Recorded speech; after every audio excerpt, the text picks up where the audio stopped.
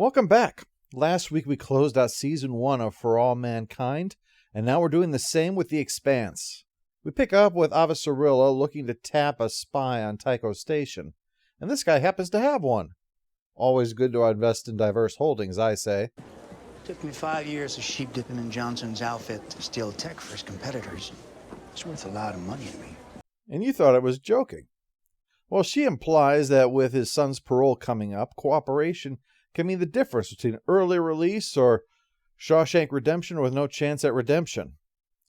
While she gives him a chance to think about how best to say yes, the Rocinante is docking with Tycho Station, where Fred Johnson is waiting to brief him on the situation. James Holden? Son of a bitch. Stay where you are. You either some kind of genius, Mr. Holden, or you the luckiest dipshit in the solar system. I know you shouldn't underestimate people, but I'd lean more towards the second. They don't trust Johnson, especially because he wants to dispose of their new gunship before any Martians spot it. Holden decides to bluff, which he sucks at. He so overplays his hand, it's embarrassing. He claims he's got a dozen Martian Marines on board. Yeah, why don't you just say he also got 6 Nazgul and a Jedi while you're at it? To further his humiliation, Johnson dissects how much Holden is clearly full of shit. I mean, he really just takes this thing apart like he's doing an autopsy on it. If they'd have been smart, they'd have sent down Alex, because he could have bluffed as the one who was in charge at least. Still, Johnson just wants to work out a way that they can help each other. They're in a Martian gunship that isn't theirs, and have made a serious accusation that is causing rioting. It sounds like it calls for an awful lot of help. Meanwhile, we last saw Detective Miller get abducted, and now that he's here, they rough him up a little more, just for shits and grins. This irritates Anderson Dawes, though he's irritated in general that Miller didn't eliminate the piece of shit like he was supposed to. He also lets share a little bit about the marks of the Belters. Some of them, like Naomi, have got this tattoo of a broken ring around the neck. This is a symbol of those who actually have that as a scar from the heat of the metal used to seal helmets on spacesuits. Sign of solidarity. Miller doesn't have one, unless you count the burn of shoving a taser into his neck. Anyway, you might recall the doofus stealing water about 4 episodes back. Well, he's helping his uncle mine asteroids now.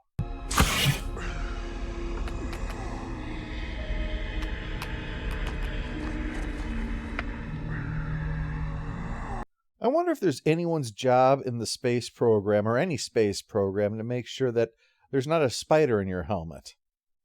Well, Holden is busy being indignant because Johnson has an ulterior motive.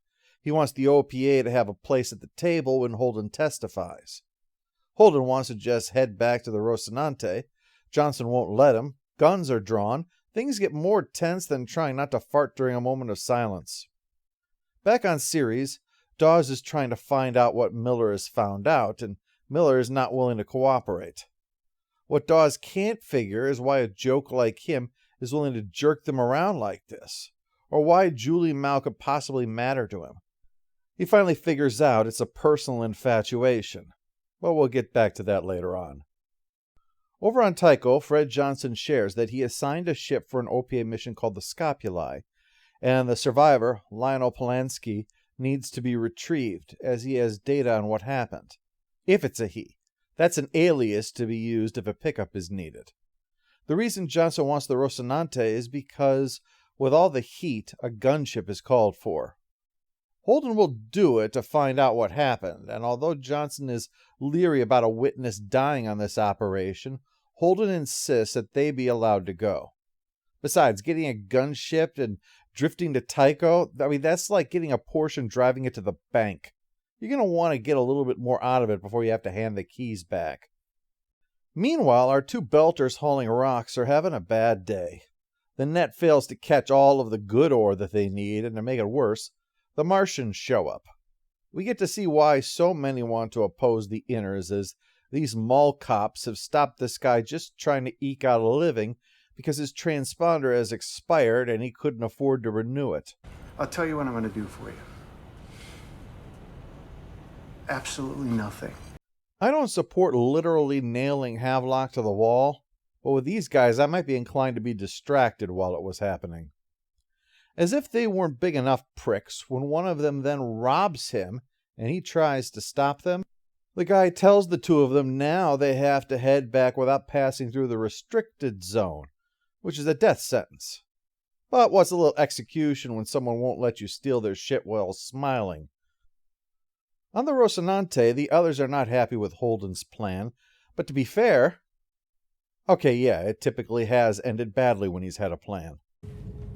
All that's waiting out there for you is more trouble, more death. Yeah, he's got a point. Holden admits that this is all his fault, that he was the one to log the distress call on the Canterbury. This does not go down well, although it doesn't come to blows or firearms, so, that's something. Over on Ceres, as we pick up with Dawes and Miller, Dawes insists that Julie Mao came to him, not the other way around. She wanted to do a job like this. Well, Miller makes this personal and brings up Dawes' sister that he let die. So Dawes says that his sister had bone problems from growing up in space. They were like chalk. As a dirt-poor family of rockhoppers, there was no way they could support her, not with 3 other sisters, too, especially because her body was becoming less and less capable of handling acceleration. That motivated him to pursue a belt for belters, who counted them all as his brothers and sisters, and even Julie Mao, who, he notes, it's better that Miller hasn't actually met her. If she was here right now, she'd spit in your face. She really, really hates hats. Well, that literally poor rockhopper gets drunk while listening to Belter tirades, a real preaching to the choir, and decides to toss his nephew out the airlock. Not to worry, it's for his own good. Meanwhile, Ehrenreich calls out Avasarilla for the threat to that guy. Carlos Davila just reamed me out for half an hour. He's a private citizen, Christian. He can't go squeezing his berries. I politely asked to borrow his spy on Tycho. And then give a veiled threat. No wonder everyone in the universe hates the UN. Martians, Belters, and other Earthers all have a reason to despise it. Speaking as someone who actually likes Avasarilla, I honestly do. A lot of Season 1 does her no favors. What she did with the ambassador to Mars, I can completely get behind that. She played him, but he still let himself be played. But torturing a Belter by hanging him on hooks, threatening to use the penal system against someone uninvolved in her problems, she's all stick and no carrot. The thing with the ambassador, that was the game. That was intellect and strategy. Wielding power like a cudgel undermines an image that she's a highly skilled figure in the upper echelon of power. And as established, her Season 1 story is entirely invented for the series, so there was plenty of room to give her a long-game political thriller plotline. Instead, anything that happens, she is ham-fistedly sticking her nose into it. Someone like her should be building a power base, not making enemies. Resorting to the parole move should be a response to someone who is one of her personal assets already, who is beholden to her for the favors she has provided, and when they disregard that relationship, she's yanking the leash as a reminder she won't tolerate betrayal.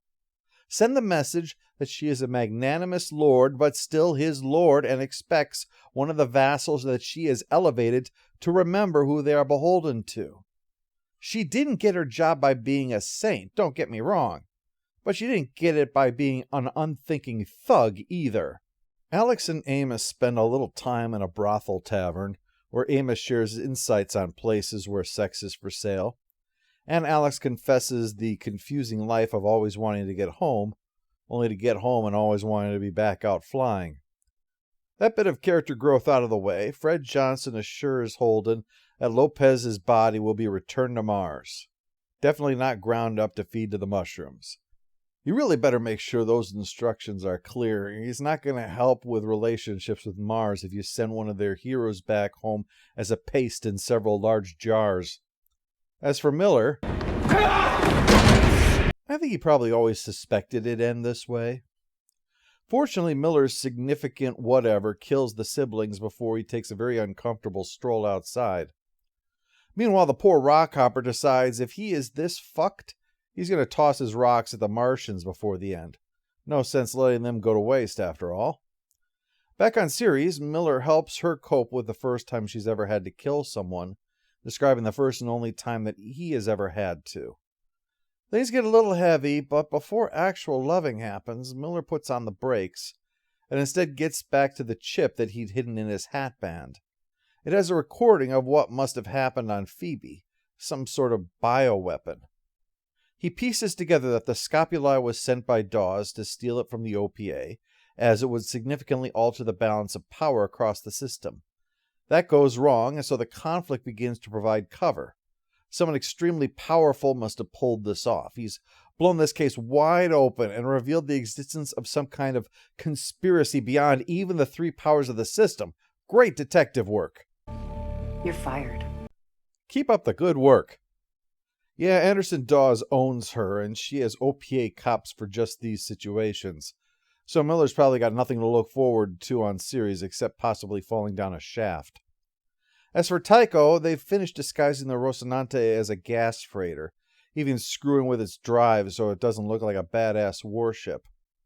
And the whole ex-Canterbury crew is going to go along. Amos even paints a logo for the ship on the side. And with that, it looks like our character establishing break is over. It's time to get back to saving the system. What's going to happen? We'll find out in Part 7.